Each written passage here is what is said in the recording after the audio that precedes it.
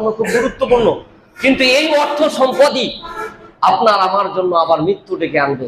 কোন অর্থ সম্পদ? এখানে কোন অর্থ সম্পদের কথা বলা হয়েছে? যেই অর্থ সম্পদ আপনি লোভ করবেন, আপনার নিজের না, আপনি স্ট্রাগল করেছেন, পরিশ্রম করেছেন, অনেক পরিশ্রমের মধ্য দিয়ে, কষ্টের মধ্য দিয়ে আপনি এই সম্পদ কি করেছেন? উপার্জন করেছেন।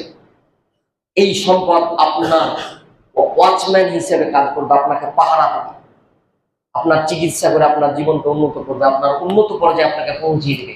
এই সম্পদের জন্য আপনাকে মুক্ত হবে না, এই সম্পদ আপনাকে মৃত্যু ডেকে আনবে না। কিন্তু আপনি যখন অন্যের উপার্জিত সারা জীবনের সঞ্চয় করা সম্পদ, জমি কিনেছে, ওই জমিটা নেওয়ার চিন্তা ভাবনা আপনার, ওই কিনে ওই জমি নিবে, আমি নিব, ওই কে? এই যে আপনার একটা ক্ষমতা বা কিছু সাঙ্গা ফাঙ্গা না কি যেন বলে, এরকম কিছু আছে, হ্যাঁ, সাপোর্টার আছে, সন্ত্রাসী বা নেতা ফেতার সাথে একটু সম্পর্ক আছে, মানে অ্যাটাক করার চিন্তা ভাবনা। এই যে একটা লোক যে ওই সম্পদ কেন নেবে, আমি নিব, মানে দখল করার চিন্তা ভাবনা। ধরেন এমন একটা সম্পদ, যে সম্পদের কোনো মালিকানাই নাই, সরকারি সম্পদ, দেশের সম্পদ, দেশের মানুষের সম্পদ, জনগণ বা এই যে আপনার গরিব দুঃখী ওগুলো ভোগ করতে পারে, হ্যাঁ, একটা অধিকার দিতে পারেন আপনি আমি। কি করবে? যাদের আছে, যারা ক্ষমতাবান, তারাই কিন্তু ওটাকে গ্রাস করার চিন্তা করবে। পালামারি পাল্টা কি মারামারি, মারামারি করতে যদি মরে তো আমার শহীদ হয়,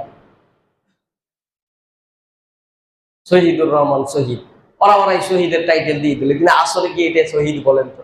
ও তো নিজের স্বার্থ পূরণের জন্য, নিজের সম্পদ তো নয়, পরের সম্পদকে ওই গ্রাস করার জন্য ওখানে মারা গেছে। এইরকম ভাবে যারা জবর মানে দখল করে, দখলদারি করে, এই দখলদারি এইরকম ভাবে অন্যায় যারা সম্পদকে গ্রাস করার চেষ্টা করে, এ পৃথিবীতে মরবে। এর শাস্তি হচ্ছে পৃথিবীতে মৃত্যুদণ্ড, এবং মরার পরে সাথে সাথে জাহান্নাম, এতে কোনো সন্দেহ নাই।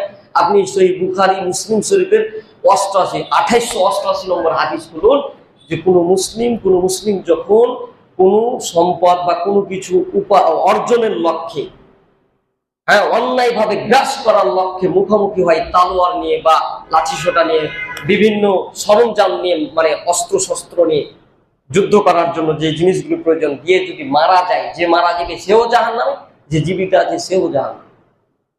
আপনি চিন্তা করতে পারেন, এটা রাসূল সাল্লাল্লাহু আলাইহি সাল্লামের সরাসরি বাক্য। এই অর্থ সম্পদ আমরা কি করি? এই দখল যখন করতে যাই, তখনই এই মানুষটাকে কি করে?